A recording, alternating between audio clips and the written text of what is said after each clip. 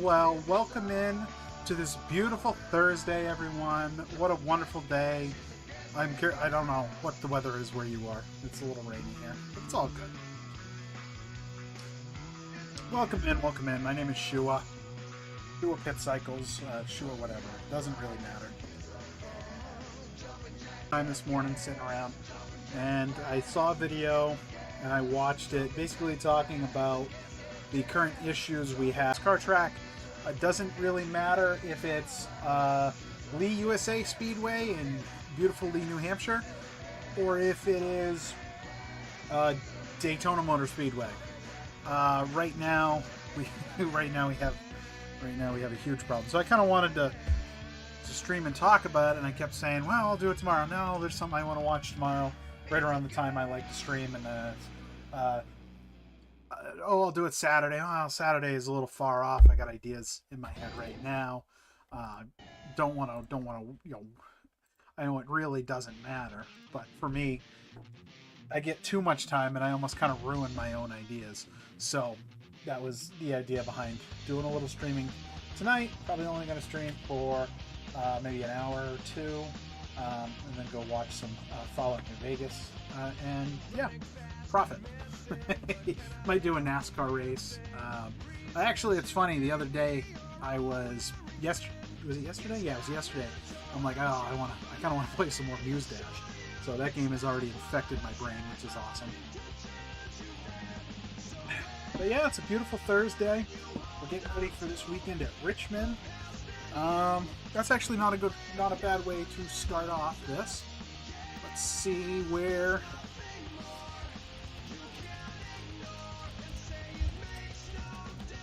See what we have scheduled for this weekend. So we have the Craftsman Truck Series is off. Yep. Is ARCA on at all? It's ARCA Racing series. I don't know why when you look up ARCA Menard online, it doesn't really show you. April 5th, so that must be Saturday. Yeah. Speedway. Let's see, is there a way to watch it online? It does not look like there is. It's not. It looks like it might be streaming on ARCA's website. So maybe you can watch it there. It's the third race of the season, so they raced Daytona. I forget what the second race of the season was. I don't really follow ARCA super closely. It's never really been my series. Every once in a while I'll tune into an ARCA race. My favorite part about ARCA is generally a lot of those teams are running old Cup cars, which is pretty cool. They just have smaller engines in them normally. ARCA's a fun series though. So no trucks. And then I'm going to guess Saturday we have Xfinity Series. That race is at 3:30 on Saturday. And the Cup race is at 3 on Sunday, April 6th. Both at Darlington. I was actually surprised. Joey Logano, in the late hours of, what was it, Tuesday? Thursday? They released his throwback skit. I don't know if it changes much. But I actually think I rate his paint scheme better than some of the other ones I saw. Is that it? No, I think that's last year's. Yeah, oh, that's 2 years ago. I don't see it here just on the image search. I know I saw it the other day. I'm pretty sure Joey now has a... Oh, here we go. The NASCAR website. Yeah, Ross has just a regular paint scheme, which is goofy as hell.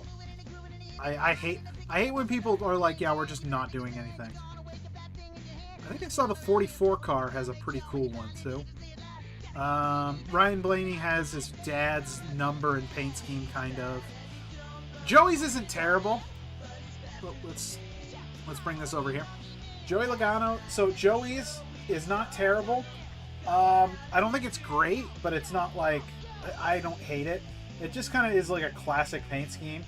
It doesn't say like it's trying to go for anything, so yeah, it is what it is. And then let's see. I think Columbia, when they do it, they had this similar paint scheme at North Wilkesboro. This one's, I think it's different, but I like... maybe it's not. This has kind of the glitter effect. I really love that design. I think it comes out really good and it races really well. Rude Bush, Todd Gilliland. Let's see, 44. Oh, the 44 car isn't even on here. So I wonder if the 44 car is real.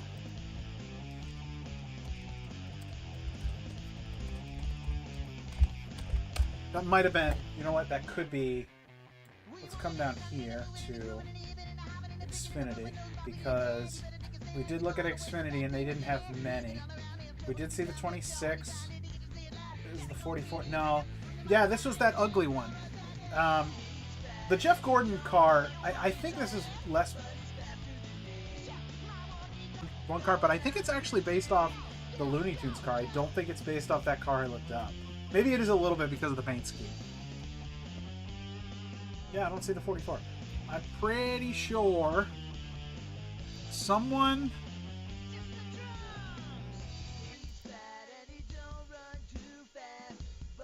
I could have sworn I saw a 44 car on Twitter, but it's possible it wasn't real. It's possible someone like posted a fake one. I know I saw that. Oh, who's running the 10? Is that Ty Dillon? Is it Ty that's in the 10 this weekend? I think he's racing full time again. Is it this 10 car? Oh no, okay, it's not this 10 car.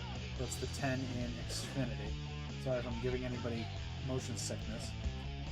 This car, yeah, Daniel died. So I saw that Kyle Petty gave this car like his blessing, and he was all excited that they're doing a throwback for Adam Petty, which I think's awesome. Adam, you know, obviously one that we don't know what he was going to be. He was so young into the sport when he died that you can't really say he was going to be a revolutionary or he wasn't going to be. And it sucks. It's a lot like Davey Allison. It's like, it's a tragic thing. But yeah, Daniel died. That's a pretty good throwback scheme. I think that's it. I don't think there's any new ones at all. Of course, we have Chase this weekend, who's going to be bushwhacked in a lower series. Christopher Bell's in the 19, which great. And that's based off his buddy or his mentor from Wing Sprints. I love this 26 car. I love that. It's based off of I think it's a Jamie McMurray paint scheme. But oh, I love that car. That looks so... Oh, I love it. That's 28. That looks like that's supposed to be like a Ooh, I wonder if that's supposed to be like a... I can't think of the name now. Davey Allison throwback. The number is similar, but it's obviously yellow. It's probably yellow because of Night Owl, but I wonder if it... I'd be curious to see what this looks like. Like how right here they have Shop NASCAR diecast. They already know my obsession. I've done good. I haven't bought a diecast in over 6 months. That's a throwback. I'm trying to think of who used to run a Nesquik car. That looks like a throwback. I could be wrong.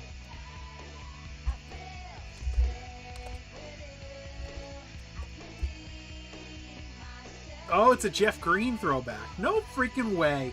That's a weird one to throw back to, but I do like it. Let's see. I'll pull up this one on eBay. I'll show you this. This is what they're throwing back to. Oop. Oh, jeez. Oh, right there. Boom. So this is what they're throwing back to right here. This car.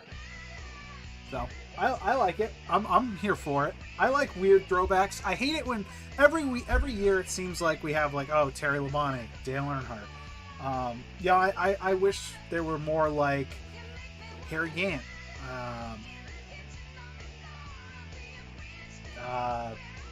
Sterling Marlin. I feel like he gets thrown back quite a bit. Just trying to think of old drivers. Red Farmer. Those kind of guys who I probably won't know. Most young kids probably had some attachment to come into the sport. And so they'll know something about like the last 10 years in Cup. But none of them are going to know like 20-year-old names. So, yeah. That's my thoughts at least. That's just obviously opinion. Yeah. it's funny. I like weird throwbacks. That's one of my favorite things to have. Already looked at that one. So nothing new. Nothing new after 2. Yeah. So I'm looking forward to it. I think because of the sanctity, not the sanctity, but more the how important this weekend normally is to the series. I'm really hoping NASCAR sits everyone down this weekend and says, you guys all need to clean up your actions, because last week was not acceptable. And I know it's not...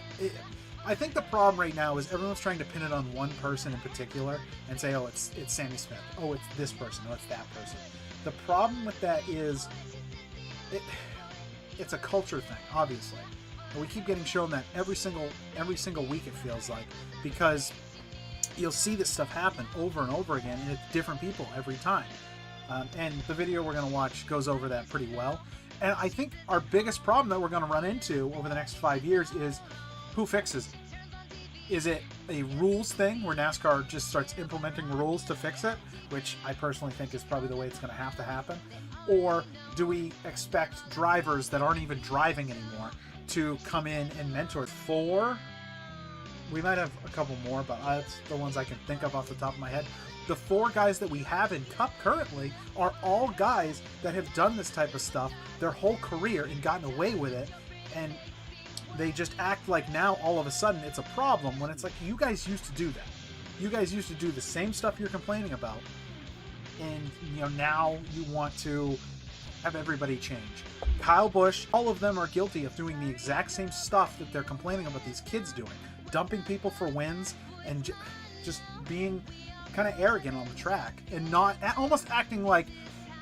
I think the problem today is everyone looks at the equipment and they say, it's just a car. That's just a car. Nobody works on their own car anymore, and I understand the sport has changed so much that I don't think that's even a possibility. I know a lot of people will bring that up and say, oh, well, these kids these days, they don't even know how to work on their car. They're right. Those people are 100% right. Most don't. There are some that still know how to turn a wrench. But I think with the way this new car is, I really think it's hard to say, oh, well, get out there and I need you to replace the spark plugs and we're going to do an engine swap this afternoon. I just find it hard to believe that, I just find it hard to believe that we're going to ever see drivers like that again. So, we're going to get into this video. So the video we're going to watch today is by a guy named Jesse King. Let's open up his YouTube.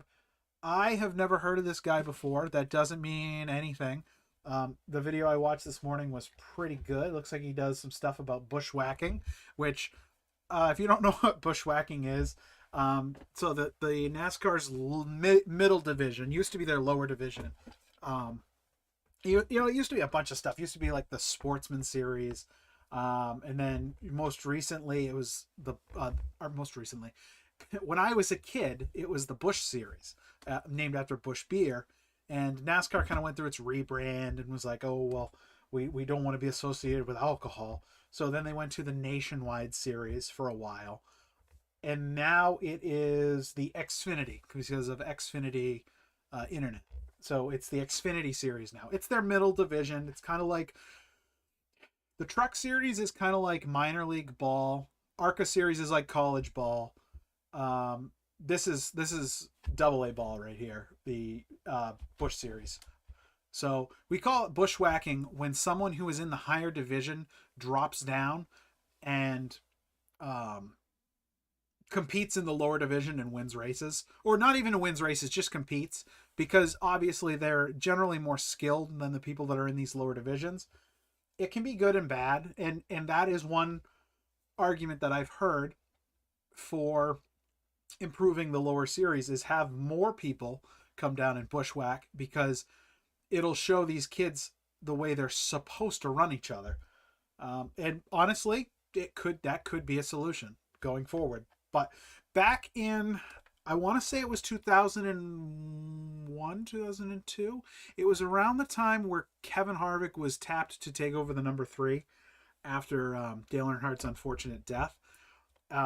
We might watch that video at some point by Slapshoes. That's kind of where I learned about it. But where you could run both series. It was difficult, but you could do it. NASCAR has since made rules, so you can't do that. But that's not what we're looking at today. Today we're watching a video that it's just called This Is Embarrassing. So I'm going to cue it up here. I'll turn the volume up. We already got Kyle Petty not looking happy. Kyle Petty, I'm not his biggest fan, but I think he's 100% right on this. And here we go. And nobody starts telling these kids at 12 and 13, respect. So people ask me all the time, they're like, well, why don't you take these kids under your wing and like teach them and tell them? I'm like, we are in a completely different era now. Like there is no fixing what we've got going right now with everybody running over everybody. They would much rather crash than win a race. I don't get it. Yeah. People think it's okay to dive into the last corner and take somebody out. People think it's okay to make it 6 wide where it should be 2 wide. You know, right. People think it's okay. And they think the fans love it and they think it's okay, but it's not okay. One of the biggest problems. If NASCAR is okay with the product on the track, nothing changes.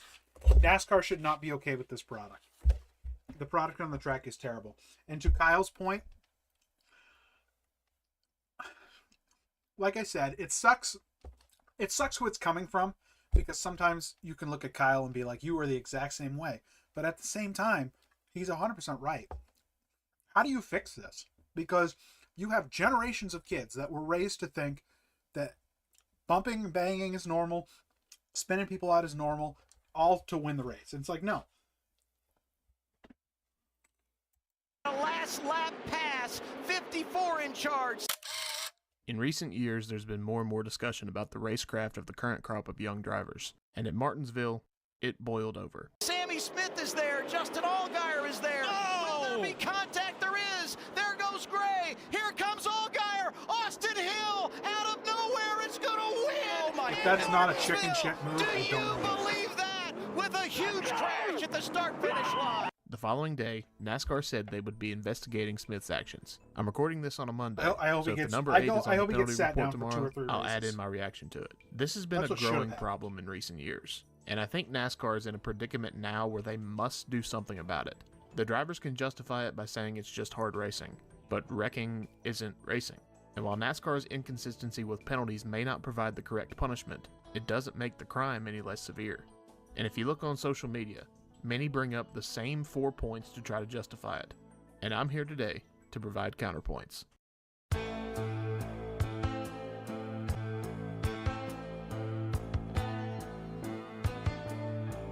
Almost always when an incident like this happens, you hear this one, although it might be worded just a little bit differently. It was fine when Kenseth did it, when Denny did it, when Kyle Busch did it, when Logano did it. The list goes on. At Richmond last year, people were very quick to jump on the people loved when Earnhardt did it point, simply because the aggressor was driving the RCR number 3. Regardless, it doesn't matter who does it. If you drive through someone, it's wrong. And when I say drive through someone, I'm not talking about a bump and run. I'm talking about this. There, Justin Allgaier is there. Oh! Will there be contact?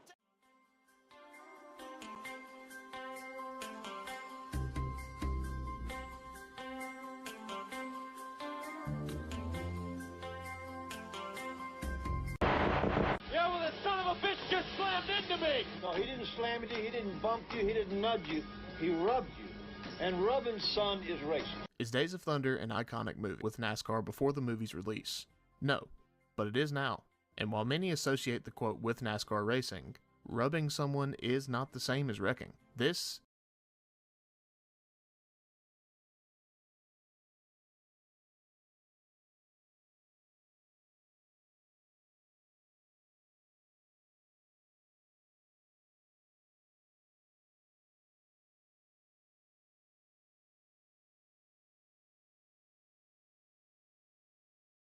Sorry, I had to try switching my internet connections. See, it seems like the other one just keeps dipping in and out, so I didn't want to lose it. So let's try this again. is not the same as this. Racing is a contact sport. It's inevitable. There's an old saying as far down as your local short tracks. If you don't want anyone getting into you, you might as well keep it on the trailer. On the topic of short tracks, that brings me to the next point.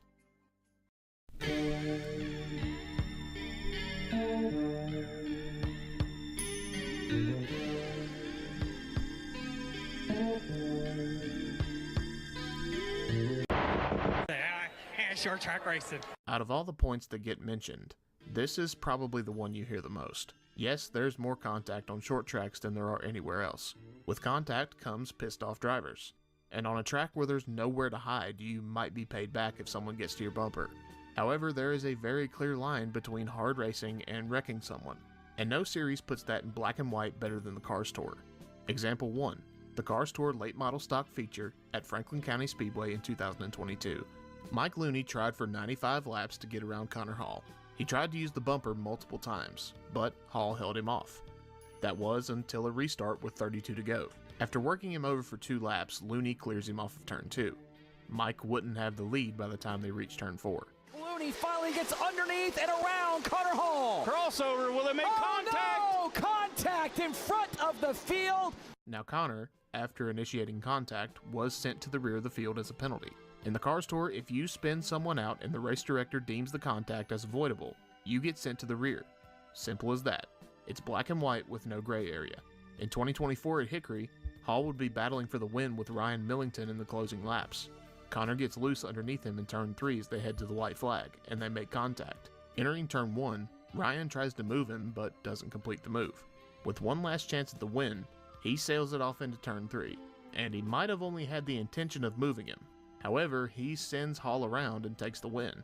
But the race director deemed the move as penalty worthy and disqualified Millington, handing the win to Ronnie Bassett Jr. A penalty like this was... I think that's the way you have to start doing it in Cup, though. And I don't know how you implement it, but you need to just start saying, if there is any ability for the wreck to have been prevented by not making contact, then the person who initiated the contact needs to be penalized. I'm not saying that the person who gets wrecked immediately should be granted the win, but I definitely think that these things need to be taken into consideration for sure. Was given out just last week at Wake County. Millington cleared himself off the nose of Landon Huffman and got turned around, and Huffman got sent to the rear as a penalty. The Cars Tour shows that it's more than possible to make these types of calls. Are they perfect? No. They're human just like everyone else, and humans make errors every day. But in instances like these, they got it right. They didn't give the other driver a bump and move them up a lane. They turned the guy, and the race director called it. It's not at all uncommon for this to happen at short tracks across the country. What is preventing these calls being made at stock car racing's highest levels?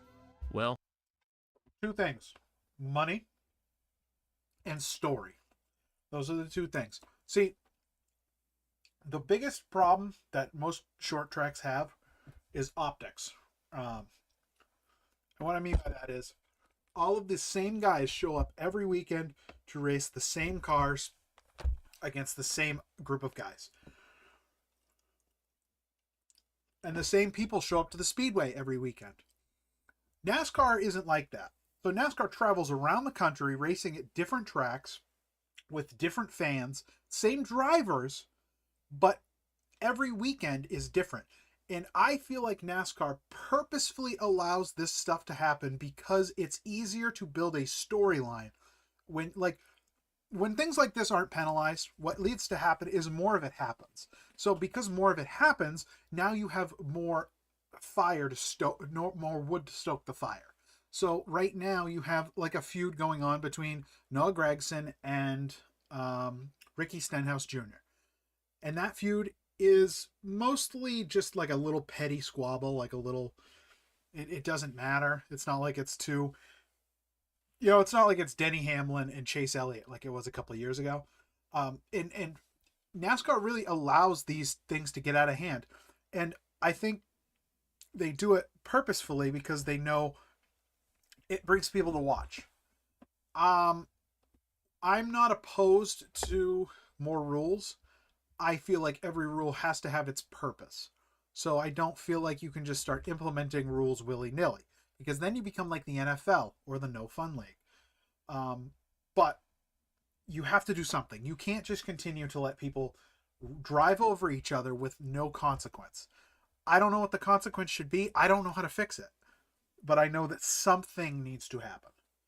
And I feel like something like this approach would be better than nothing. Well, there may be an answer to that.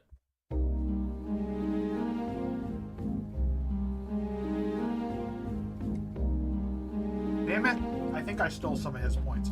He said it first. I'll give everyone bringing up this point this.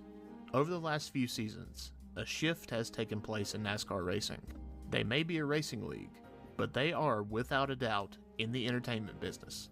At face value, this isn't a bad thing. All sports are in the entertainment business in some form. However, this 2019 Auto Week article by Matt Weaver sums up the problem in the first sentence. Once a discipline in the entertaining sport business, NASCAR now seems intent to shift ever closer towards something best described as sports entertainment. This was regarding the low horsepower, high downforce package in 2019. NASCAR President Steve Phelps stated that NASCAR was looking for the most entertaining racing product possible. If that meant wide open, full throttle racing, then so be it. 6 years later, NASCAR has doubled down and even tripled down on that statement. They now have a cup car that's down on horsepower, more aero-dependent than ever, and wider tires than ever, giving the cars more grip in the corners. Wide open and full throttle is what NASCAR is today. The playoffs, the overtimes, the stages, well, it's all in the name of entertainment. With all that being said, the NASCAR executives aren't the ones holding the steering wheels of these race cars. As I was typing this out, Gary Owen uploaded an episode of his podcast titled Stop Blaming NASCAR and Start Holding Drivers Responsible. It's a two-way street. I agree with the idea that the drivers do need to be held responsible and we need to call out their bullshit. But I also think NASCAR and its army of puppets will defend this stuff. Thankfully, right now, it does seem like most people are taking a stand and saying this isn't okay and we don't want more of it. But I think if it had been the right driver, I think everyone would have defended it. And that's exactly it. NASCAR having a playoff format didn't cause Sammy Smith to drive into turn 3 from 2 car lengths back and dump Taylor Gray. It happened because that's the culture of the new breed of NASCAR talent. The young drivers today were hearing Ty Gibbs at Martinsville, Hocevar at IRP, Hocevar at Richmond, Hocevar at... well, you get the point. The young drivers today seem to have a case of Vickernism. Ironically, something that started in Martinsville as well. Good old Brian It's Vickers. becoming clear. Once a person is afflicted with Vickernism, he loses all control of his actions. Hey, Steve, watch this. 5 positions to beat each other right now. Oh, and he spins him. While I am putting the blame more on the drivers, I wish they let Jamie Little be in the booth on her own more. I think she's pretty good. Still has a role in this growing problem with their inconsistent penalties for these types of moves. Suspensions this time and the next, making fans believe that a precedent will be set. Then only a fine and a points penalty for this, and this time we'll give you a fine and points penalty, but your win won't count towards the playoffs. And this time, well, we just won't do anything. To end this, I do need to clarify some things. I said earlier, racing is a contact sport, and these things will happen. There will be plenty of instances in the future where a driver will make a mistake and unintentionally wreck someone. A failed bump and run attempt will happen, and someone will spin out. But what needs to change is outright cleaning someone out for no real reason other than the mindset of, if you're not the one doing it, someone's going to do it to you, and everyone's going to dog on me, and I'm not proud of that, but at the end of the day, it's what you got to do. So I will make this argument, though, in Sammy Smith's case. I think, unfortunately, the kid is right, and all sports are going this way. I am a big believer in the idea that everyone in the Cup Series, everyone in any series is probably cheating, more than likely. And if you're not cheating, then you're not trying to win. But driving like that there's no reason for it. I don't know. I don't know how you fix it other than penalize it. Because these kids are not going to smarten up. They're just not. Going to get another chance to see what they do in 2 weeks when we go to Bristol. That is going to be kind of the show us what you got and show us how you're going to be. If it continues there, then I say NASCAR does something. If they smarten up, we have one of these every season. It feels like we have one of these.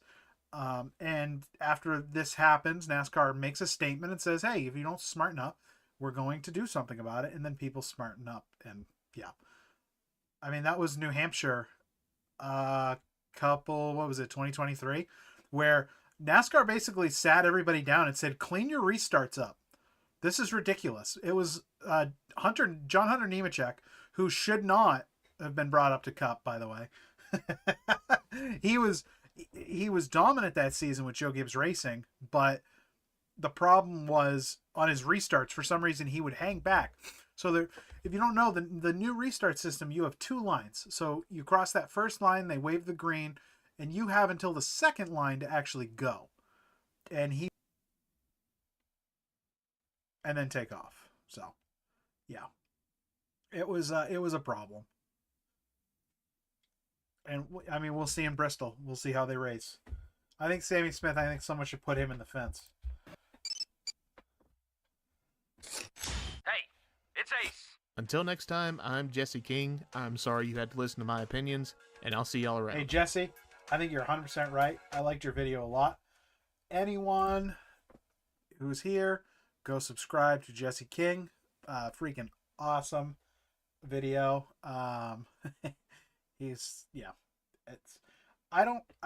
Like I said, I hate to be the guy who's like, yeah, you gotta just start handing out penalties, because no one likes a sport that's filled with rules. But when you have these people that just are driving like maniacs and they're treating everyone like they're just speed bumps, and you got to do something. A lot of people will say, oh, they get up to Cup and someone will straighten them out, but it doesn't always work like that. Now look at Joey Logano. Joey Logano came up to Cup, and I'm sure everyone said the same thing about him. He wrecks Matt Kenseth. He wrecks Denny Hamlin.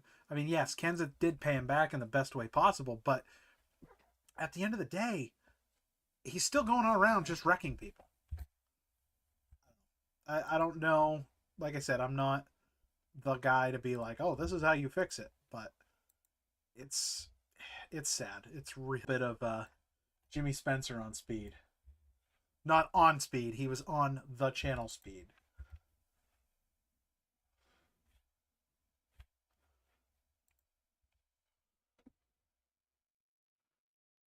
Spence, a little bird told me you have an axe to grind this week. You're damn right I do, Steve. You see this here straitjacket? Brian Vickers not only needs to wear it, he also needs to be locked in a padded room and studied for scientific purposes, so that if anyone in the future suffers from Vickernism, they can be cured. Vickernism? Do I dare ask you to go on?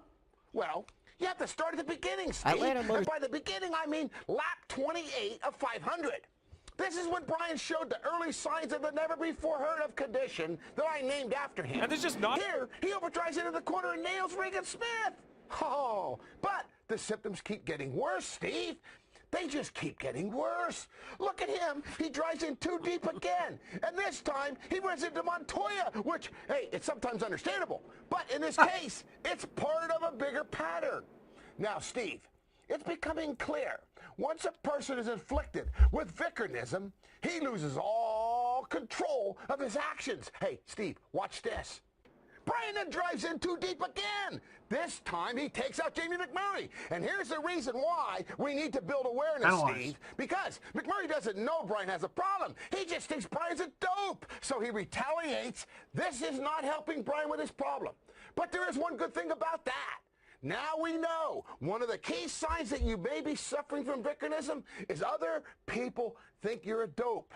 Eventually, more symptoms emerge. After wrecking 3 times, then you race too hard with a guy in a championship fight. This is over the edge, but you just keep beating on him until he gets sick of it. He doesn't know you have Vickernism, so you see, take him out, dump him. Thinking you're a dope. Who's in the 17th? And then finally, what's really scary, Steve? It's terrible. It's just so sad. No, it's too important. I have to get through this. Still, the sufferer gets vindictive and ugly and hateful, and he drives into the back of a championship contender and wrecks his car.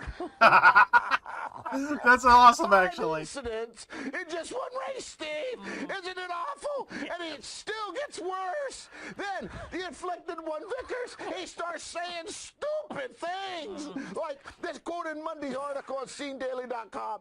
And remember, Brian still doesn't have a ride for next year.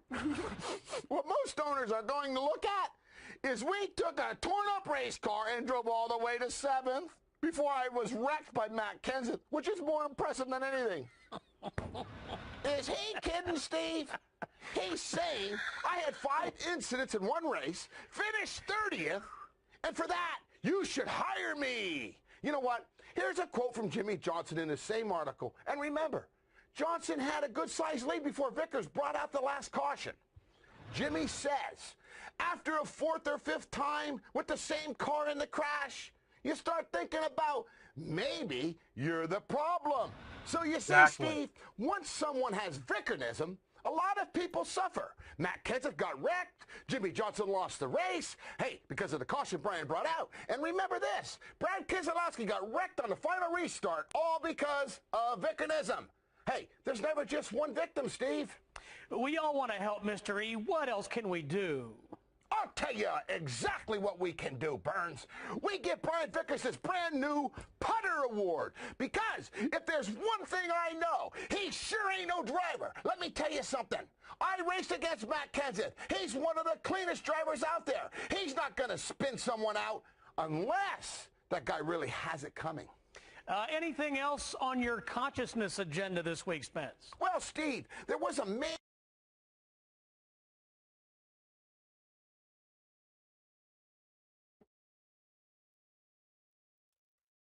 And so silly, and she would show me, and I would show her. What has happened? What was that? Oops. Oh, damn. Oh, damn. Forget you saw anything. My cat was typing on my keyboard, I swear.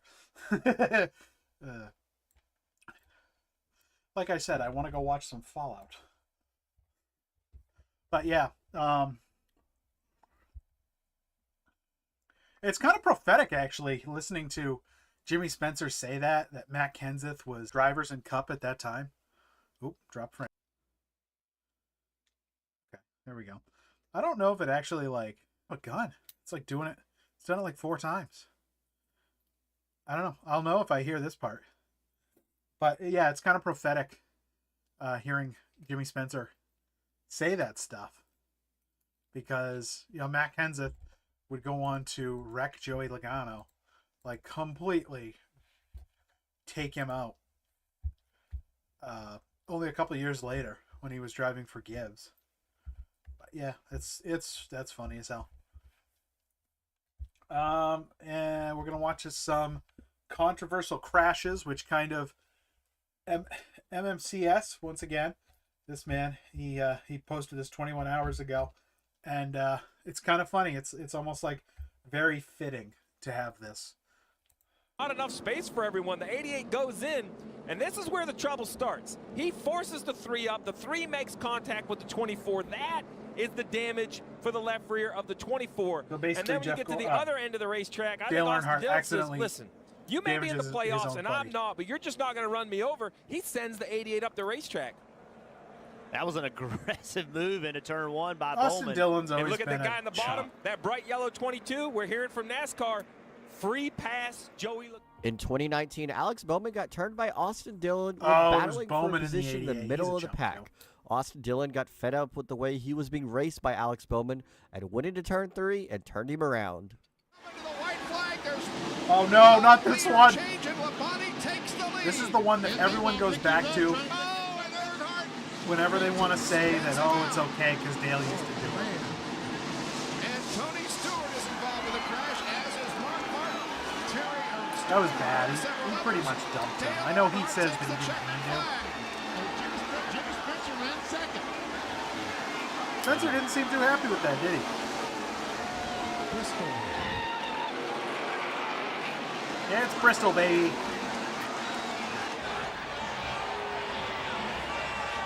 Woody's body pit. I love NASCAR back then because you could tell they knew who their demographic was. It was always like tools, stuff that you used to do work, beverages and drinks and stuff, menus. I freaking love NASCAR, man.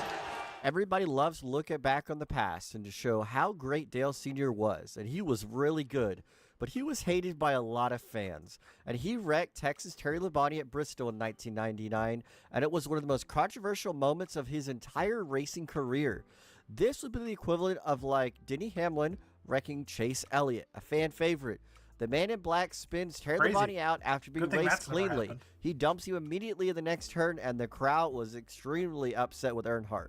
This was a turning of the tides to make it even worse for Earnhardt to become the villain in the NASCAR Cup Series. That's got to be destroyed. Oh, trouble. Kyle Busch, one of the chase contenders, has had back-to-back top 5 finishes. Yeah, and that was kind of. This is kind of a on lap dick move, 27. honestly. It's a on weird Earnhardt's place part. to get in a wreck right there at the end of the straightaway. Yeah, he's parked right at the entry of turn 3 right now at the bottom of the racetrack and really has wiped the whole front of that car clear off. Hearing there may have been some contact on the racetrack. Let's see what Might happened. have Did he been. have some contact Dale from dumped behind? Oh, looks like Junior really got into the back of him hard. You know, this is the difference between this car and the car tomorrow. The car tomorrow, the bumpers line up perfect, and it looks like Junior just gave him just a little tap coming down the straightaway to kind of help Oh my pick his gosh, speed they're up, vouching for and the it car lifted the back tomorrow. of his That's car funny up, as hell. and he just flat lost control of it. Did Like they a show? snowplow gets under the back of the car. They show just lifts Kevin's the rear wheels interview right off the ground. or Kyle's What's interview. going on here? Junior's using that top lane. He's got all that momentum. And I'm not sure that Kyle Busch knew that he was coming on the outside. I think Kyle's interview is pretty good, actually. Wow. I don't love Kyle right Busch. there. He definitely had the He's momentum definitely a little going. snot-nosed brat It at looks this like he point. got a little But his tap, interview, a he's little 100% right. distance down the You know, we're straightaway. running for Man, points. that You know, this was is a the team tough one. that Junior would That be. looked like it came out of nowhere. What happened out there with Junior? I don't know. He'd have to ask him. I just gave him a lane to try to let him go on the outside because I knew he was going to have a run off the corner. And I got run in the back of and spun out down the back straightaway for absolutely no reason. And it was, you know, a pretty stupid move on his part. And obviously, I'm sure these guys that he's going to be working with next year don't really appreciate this because they've got a championship they can win this year and he doesn't. So, you know, I don't know what the what he was thinking really or what the problem was, but just is very, very unfortunate for all these Kellogg's CarQuest boys and the guys do such a great job. We had an awesome car. I thought it was going to be a car that was going to be a top 3 definitely, if not maybe a winning car. Just cruising there, riding around, minding my own business on the bottom and just got run over. Dale Earnhardt Jr. never really got into a lot of I think that competitors ride on the would have been racetrack perfect during for him. his time in NASCAR. He never really ruffled any feathers or got into any confrontations. But in 2007, after announcing he was going over to Hendrick Motorsports and replacing Kyle Busch, he accidentally wrecked Kyle Busch down the backstretch, and I don't know if it was even on accident. It could I don't have think been it was. intentional. I think it was. Interviews say how Junior displeased Earnhardt. Listening to Junior's interviews that he does now, I think he's calmed down a lot in the last 10 years. But I think back then he was really, really upset and frustrated. I mean, you need to understand, he was supposed to inherit. Him and his sister were supposed to inherit that race team. Well, that's. I guess that's probably how he felt, and I can see why. I mean, his name is on the building. His name is on the frickin' building. The fact that he had to go out and make his own race team, and his stepmother ran that one into the ground it's sad. And so yeah, I can see where there's a lot of frustration. The problem is I don't think Junior knew how to take that frustration out at the time, so he lashed out at people. It does not sound like he was having a lot of fun racing at this point, because he wasn't winning. He wasn't like a super successful driver, even in the 88 car. So let's see.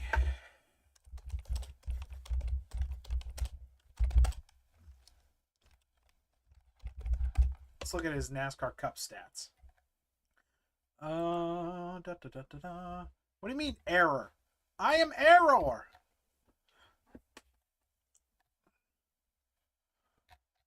Do they do good stats on Wikipedia? I'd be curious to see like his all-time race stats in Cup.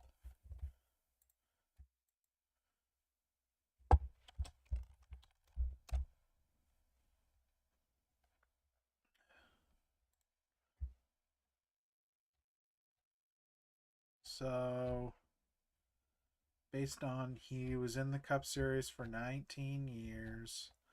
All right, here we go. How many wins did he have between his time so he left in 2007. Wow. So he had 1, 2, 6, better than I thought it was going to be. So he had 9 wins with Hendrick for a total of 26 wins over his whole career. So what's 26 minus 9 is 17. So he had 17 wins with DEI. It's still considerable. I mean, he didn't race as long with Hendrick, or did he? So 1, 2, 3, 4, 5, 6, 7, 8, 9. 1, 2, 3, 4, 5, 6, 7. After a year with Hendrick, it's hard. It's hard to say like, oh, well, he should have done better and better equipment, because he was kind of aging out of the sport at that point. NASCAR is one of those sports. It's not that you can't race your whole life, and it's not that you get worse as you get older. It's that your reaction time just naturally gets worse. It's a part of aging. It's a part of life. That's just how it is. And that's kind of what happened to Junior. And he got to a point where medically he couldn't continue, because you can't keep getting concussions over and over again and not doing anything about it. Obviously, later on, when they knew he was getting concussions, it was already too late. It was already too late to act, because the damage had already been done. And honestly, that right there could be part of your excuse of why he was the way he was on the latter half of his other. So it wouldn't surprise me if Earnhardt just didn't give Kyle Busch any room, because how upset he was with the Busch's comments on and off the racetrack of how he felt of Junior taking his ride.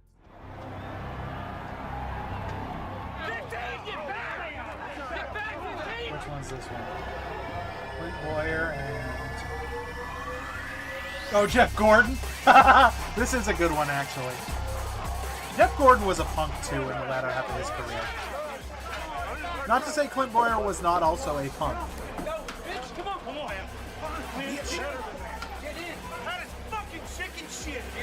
It is. You're right. He's not wrong. I don't blame you. As soon as he comes out of that trailer, he's getting his ass.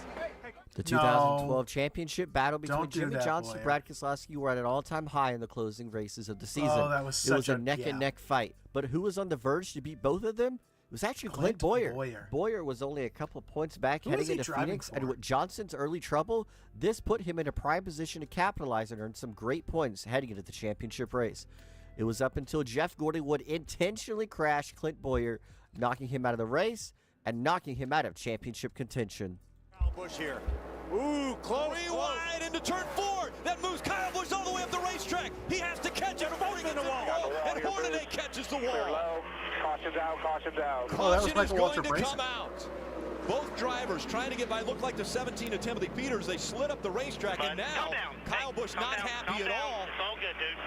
And Kyle Busch is going to turn over.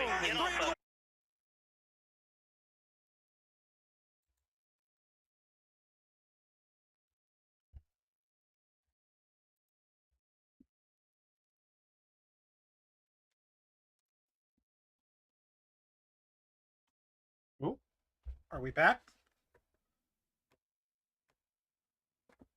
Oh, is my mic not hooked up? It doesn't look like anything is actually working.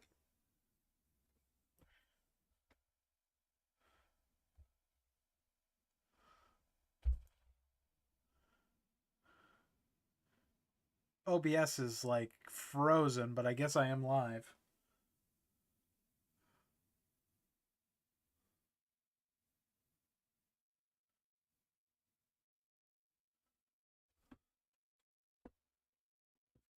All right, well, if it's going, then I'm just gonna run it like it's normal. Oh, here we go. Looks like it all come back. That was weird. It all of a sudden just said drop frames and it didn't reattach. Here's what I was saying before I was rudely cut off by OBS being stupid. That's one of my only problems with Kyle Busch fans is I feel like they overlook this time in his career. They overlook the times where he was a snot-nosed little brat where he would complain about second place finishes and he would wreck equipment all the time. And yes, I think what he is for the sport is important. I think he was a good driver. I just don't think that his driving makes up for his attitude. That's my biggest problem with Kyle Busch in general. I don't feel like he's a good enough driver to justify the terrible stuff he's done on the track.